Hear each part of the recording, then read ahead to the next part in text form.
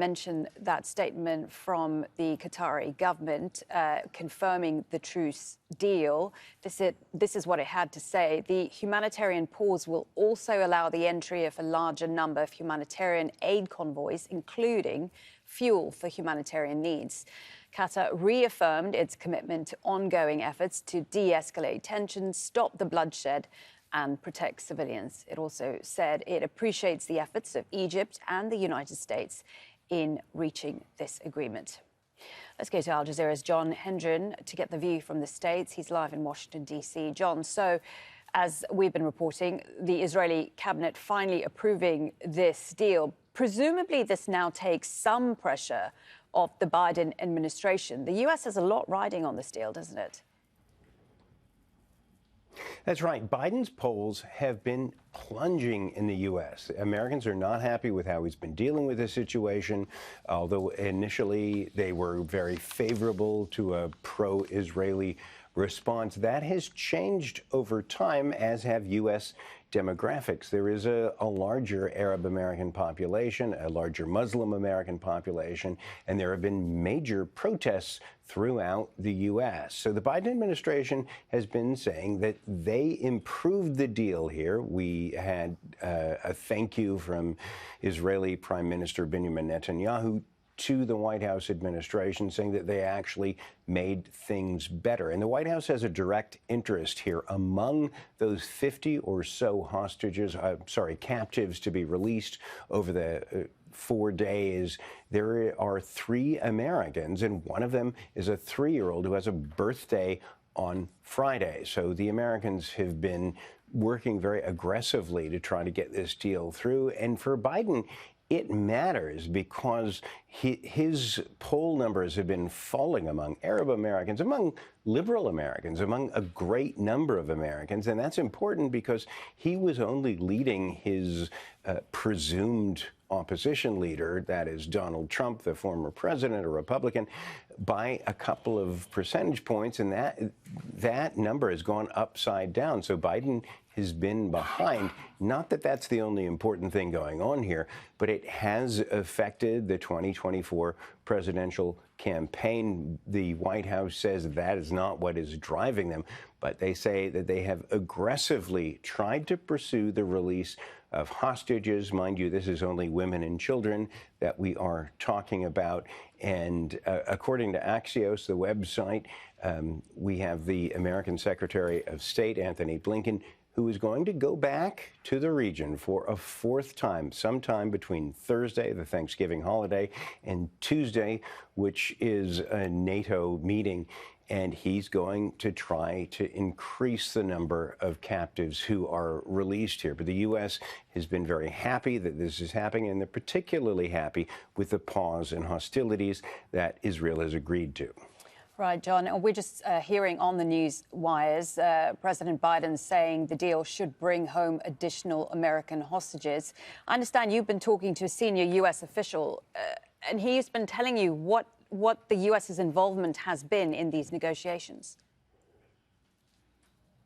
That's right. The U.S. says that they have been aggressively pushing for an increase, both in the amount of time that the hostilities are paused and in the number of captives to be released. And they say that they have been aggressive in increasing the number of captives who would be released with Hamas.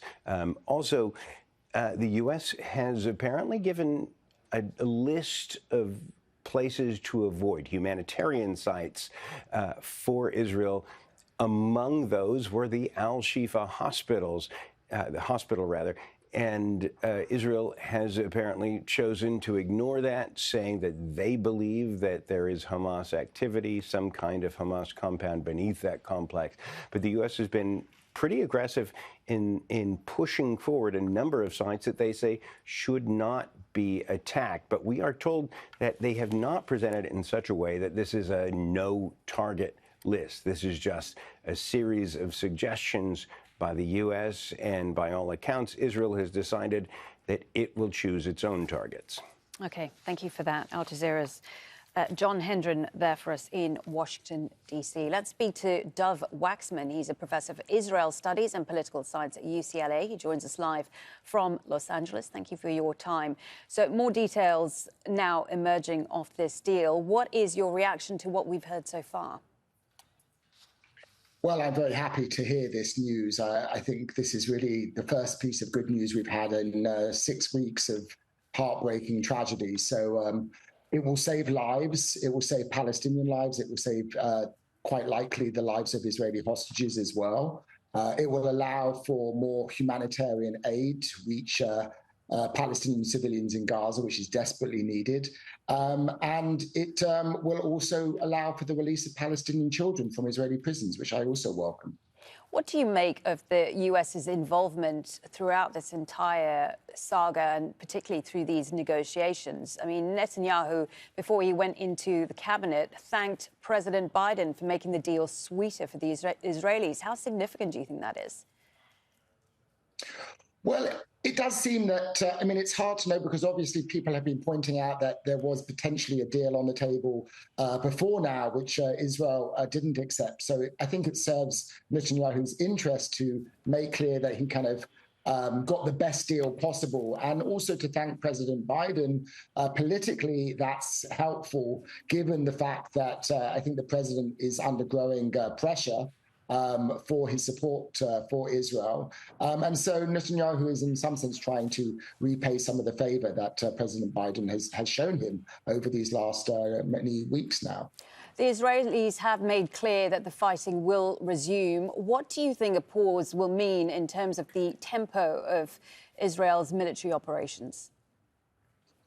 Well, that's the million-dollar question. I mean, there's going to be a pause in the fighting while the war. There likely will be if this deal goes through. Of course, it hasn't happened yet, and it could still fall apart. But if it does happen, the way the deal is structured with the kind of gradual incremental release of hostages, I think that's going to ensure that there will be this pause in the fighting. The pause can be extended if Hamas releases additional prisoners, so it could go on longer than a 5-day pause.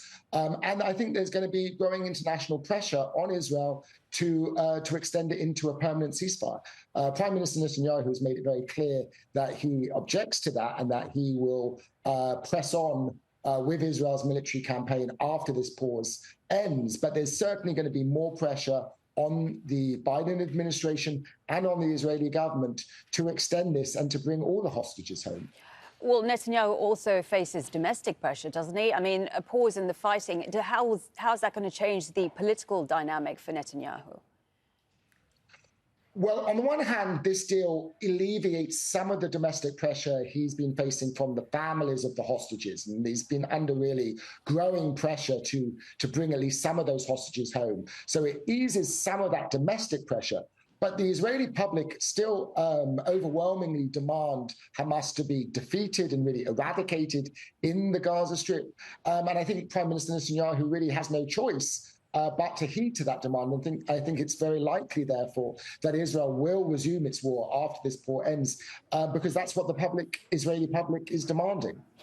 You said a little earlier that we still don't, the deal has not happened as of yet. We haven't had the exchanges take place. What do you think could stop a deal from going through? Well, I think it's clear now on the Israeli side. That was one question, whether the Israeli cabinet would agree to this. And now that they have on the Israeli side, it's clear. I think on Hamas's side, it's clear as well.